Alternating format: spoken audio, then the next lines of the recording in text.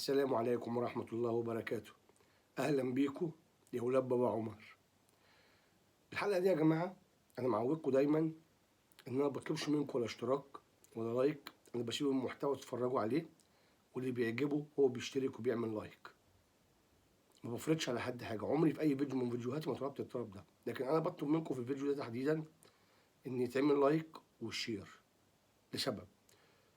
النهاردة إحنا هنرد على الأستاذ طارق الشناوي اللي هاجم فضيلة الشيخ الإمام الشعراوي، فأنا عايز الرد يوصل له من خلال اللايك والشير اللي هتعمله.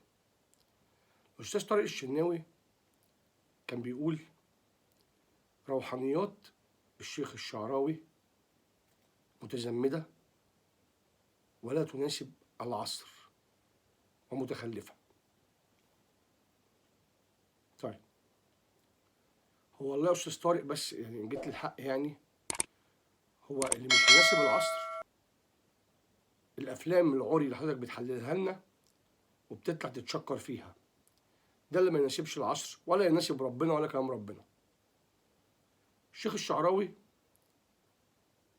الشيخ الفضيل بيفسر القرآن الكريم، بيقول لنا ربنا عايزنا نعمل ايه ببساطة المواطن العادي والإنسان العادي عشان الناس تفهم. بينقل لنا كلام ربنا. ايه بقى في كلام ربنا مش عاجب حضرتك وما يواكبش العصر؟ اللي يواكب العصر الأفلام اللي حضرتك بتعملوها لنا وتطلع تحللها لنا. طيب الشيخ الشعراوي بيقول معلومة، بيدينا الطريق، بيفسر قرآن، بيقول لنا نعمل ايه عشان لما نقابل ربنا بوجه كريم نتعشم في رحمته. حضراتكم بقى لما بتعملوا الافلام بتاعتكم دي هطلع منها بايه؟ هقابل بيها ربنا الافلام دي؟ عصر ايه اللي عايزنا نواجبه؟ حضرتك عايز تمارس حريتك مع حدود الله براحتك، ولك من الله ما تستحق. انما تخش تهدم في الشيوخنا اللي اتعلمنا منهم الدين، اللي بيقولوا ان ربنا قال ايه، مطلوب مننا ايه، بيشرحوا لنا المنهج نمشي عليه ازاي. هو ده الكلام العصري، ده الكلام اللي يفيد مجتمع ويبني امه، مش الكلام بتاع حضرتك اللي تقول فضيلة الشيخ كلامه لا يواكب العصر. لا يواكب العصر دي من وجهة نظرك انت، من حياتكم انتوا وعيشتكم انتوا، ناس عايشة للدنيا. انت لو فكرت لحظة في الكلام اللي انت قلته مش هتقوله. انا مش عارف ايه السر في كل يوم والتاني يطلع حد يهاجم فضيلة الشيخ. قبل كده كان ابراهيم عيسى، والبنت بنت شريف منير اسمها اسماء، وحضرتك النهارده. في ايه في كلام ربنا مزعلكم؟ في ايه في كلام ربنا مزعلكم؟ بتتهموا فضيلة الشيخ بالتطرف. الشيخ الشعراوي اكتر واحد حارب التطرف.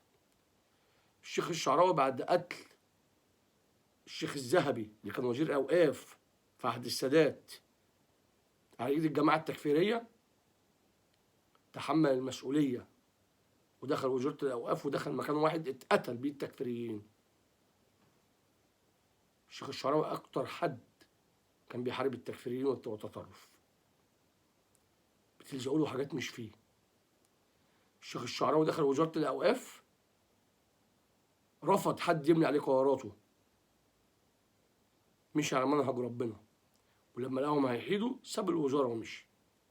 قال لك انا بتاع دعوه، انا بتاع دين، مش بتاع افلام. انت مش مقتنع بيه دي مشكلتك، لكن ما تتكلمش عن نص كلمه. الشيخ الشعراوي خط احمر. الشيخ الشعراوي خط احمر. حضرتك انت عايش حياه بقى الافلام والعصر. يعني انا بس انا يعني مش عايز اتنرفز.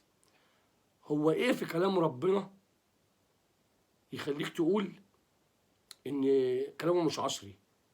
هو كلام ربنا فيه الكلام ده؟ قرآن ربنا ينزل ننفذه واحنا ساكتين ونطلب منه الرحمه والمغفره. مش عاجبك دي مشكلتك انت، مش مشكلتنا احنا. الشيخ الشعراوي بيقول كلام بيفيد. حضرتك بتقول ايه بقى بيفيد؟ ايه الافاده في الافلام العري والموجهه اللي بتعملوها لنا؟ افلام بتقدم افكار لهدم المجتمع. ما كانش فيلم عري يبقى فيلم بيقدم فكره فيها قبح وفيها هدم قيم المجتمع وصوابته، وسعادتك تطلع تحلل وتقول ممتاز ومش ممتاز. ايه الفايده اللي هتقول علينا في الاخر من حاجه زي كده؟ لكن السؤال بقى، ايه الفايده اللي تقول على المجتمع من واحد زي الشيخ الشعراوي؟ الشيخ الشعراوي طلع اجيال. الشيخ الشعراوي في بلده كان عامل دار ايتام. الشيخ الشعراوي في بلده كان عامل دار تحفيظ قران، كان عامل مستوصف طبي. ما طلعتش منكم انتوا يا اهل الفن. ادي الشيخ الشعراوي. انت بقى عملت لنا ايه؟ الراجل اللي هو ما بيواكبش العصر ده عمل الكلام ده، حضرتك عملت ايه؟ لك من الله ما تستحق. افكاركم دي هي اللي بتوصلنا للي احنا بنشوفه وبنسمعه على الميديا. يعني لما الاقي بنت كاتبه الغير محجبه اكثر حظا في الزواج والعمل، ما ده بسبب افكاركم. لا يا ماما، الغير محجبه مش اكثر حظا ولا حاجه. الكلام ده مدخل شيطان، عايزين يقنعوكي بيه ان بعدك عن ربنا هو فيه انعام لحياتك وسعاده، مع ان العكس هو الصحيح. القرب من الله والمشي في معية الله هو السعاده وهو الامان وهو الختام الجيد للبني ادم. بس ده ناتج من ايه بقى؟ البنت ده بنت صغيره، ناتج من ايه الكلام ده؟ من افكاركم وافلامكم. افكاركم وافلامكم وسلوكياتكم والافكار اللي بتروجوا لها. يعني الراجل ده انتوا وصل بيكم الحاجه كمان، انتوا هاجمتوا الشيخ البخاري. هاجمتوا البخاري يا راجل، بتكذبوا احاديثه، عاملين له فيلم بتكذبوه. هنستنى منكم ايه؟ احنا مش هنسكت. احنا مش هنسكت. وعشان كده يا جماعه انا بقول لكم بعد اذنكم، بعد اذنكم، انا عايز الفيديو ده يوصل. يعني عايز اكبر كم من الناس تعمل له شير. انا عايزه يسمعه، انا عايز يسمع كلامي، وعايز يقول لي الفن بتاعه قدم ايه والشيخ الشعراوي قدم ايه. ايه الفايده اللي عادت على المجتمع من الشيخ الشعراوي، وايه الفايده اللي عادت على المجتمع من الفن والفنانين والنقاد الفنيين؟ عايز يرد عليا. لما تقول لي روحانيات، اولا مش روحانيات. الشيخ الشعراوي عامل تفسير للقران الكريم. روحانيات ديت وخواطر دي هو قالها تواضعا منه، لكن هو تفسير للقران الكريم. لما يجي حد يقول لي ربنا قال كذا وكذا وكذا، ربنا بيقول نعمل كذا، بيعلمني فقه، بيعلمني سنه، بيشرح لي تفسير، ده احطه على راسي من فوق. ما اقولش عليه متطرف وافكاره مش عصريه. يا نهار اسود، كلام ربنا مش عصري؟ ايه اللي انت بتقوله ده؟ ازاي يعني؟ ليه هو بيقول لي ايه؟ تعالى كده نشوف هو بيقول ايه واهل الفن بتوعك بيقولوا ايه. معاذ الله، يعني انا مش عايز اشبه الشيخ الشعراوي بحد زي كده. الشيخ الشعراوي لما ايه في لندن البابا شنودة راح زاره. الشيخ الشعراوي قيمه وقامه. الشيخ الشعراوي واجهه مشرفه لمصر والوطن العربي بالكامل. انت مش عارف قيمته، دي مشكلتك، لان انت غرقان في حاجه تانيه دي بتاعتك انت. انا ما زلت عند سؤالي. حضرتك لو تكرمت عايزك تقول لي انتوا قدمتوا ايه والشيخ الشعراوي بيقدم ايه. انا لما اسمع الشعراوي هستفيد ايه، واما اسمعكم انتوا هستفيد ايه. لو وصل لك الفيديو ده رد عليا. يا جماعه عايزين ندافع على شيخنا. الاشكال دي العلمانيه والملحدين دول التصدي ليهم بكل قوه. احنا لا نملك منبر زيهم، بس ممكن نملك منبر زي اللي انا بتكلم فيه ده. فيديو زي دوت لما يوصل له انتوا بتشاركوا معايا في الرد. ده اللي احنا نملكه. ما عندناش منبر اعلامي نقعد نتكلم فيه، لكن احنا مش هنسكت برضه. الشيخ الشعراوي بيمثلنا كمسلمين،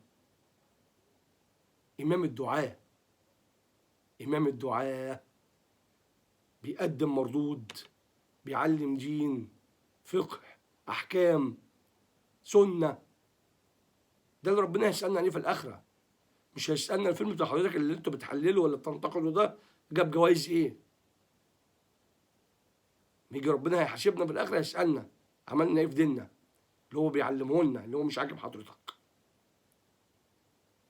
واتمنى كل واحد محب للشيخ الشعراوي يتصدى لأي حملة، لأن كل فترة والتانية بيتعرض لحملة زي كده. الشيخ الشعراوي رمز من رموز الإسلام والأمة الإسلامية. يا ريت يجي لنا حد تاني زي الشيخ الشعراوي. واشوفكم على خير في حلقة جديدة، وتصبحوا على خير.